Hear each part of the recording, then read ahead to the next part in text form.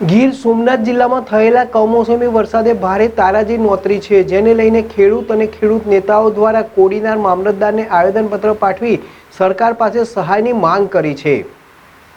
છેલ્લા થોડા દિવસથી સમગ્ર ગુજરાત અને ગીર સોમનાથ જિલ્લામાં આસમાની આફત આવી છે. ચોમાસા પહેલા જ ગીર પંથકમાં કમોસમી વરસાદ તૂટી પડ્યો હતો. અનેક જગ્યા પર વરસાદ સાથે ભારે પવન પણ ફૂંકાયો હતો, જેના કારણે કેસર કેરીના પાકને ભારે નુકસાન થયાનું ખેડૂતોનું કહેવું છે.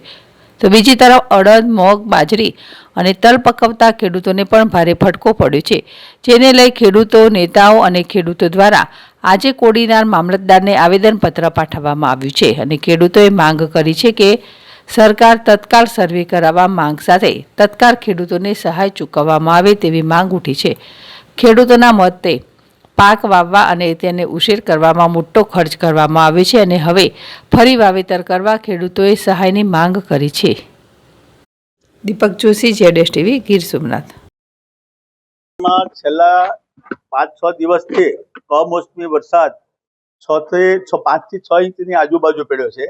એને કારણે કઠોળ વર્ગ અને અન્ય બીજા પાકોની અંદર અને બાગાયતી પાકોમાં મોટું નુકસાન થયું છે. તો આ બાબતે સરકારશ્રી તરફથી ખેડૂતોને એક પ્રોત્સાહન કે સહાય નહીં આપવામાં આવે તો આવતી સાલ કઠોળ જેવા પાકો અને એને વાવતા બંધ થઈ જશે. એટલું જ નહીં પણ બાગાયતી પાકમાં વાર્ષિક એક જ વખત આંબાનો પાક આવે છે, એમાં આવી નુકસાન થશે.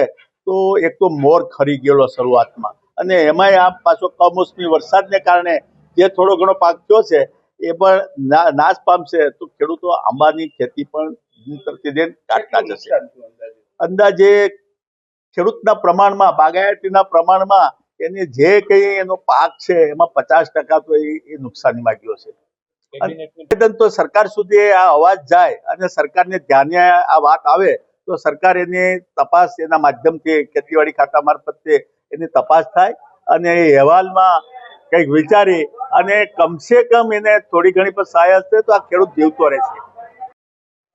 જે ચાલુ સમયમાં એટલે અત્યારે જે કમોસમી વરસાદ 5 થી 6 ઇંચ થયો છે, એનું જે ખેડૂતોને નુકસાન થયું છે એને સ્થળ ઉપર સરકારશ્રીના ખેતીવાડી ખાતા મારફત તાત્કાલિક એટલે વહેલામાં વહેલી તકે 2 થી 3 દિવસમાં આની જો સર્વે થાય તો વાસ્તવિક ખ્યાલ આવે.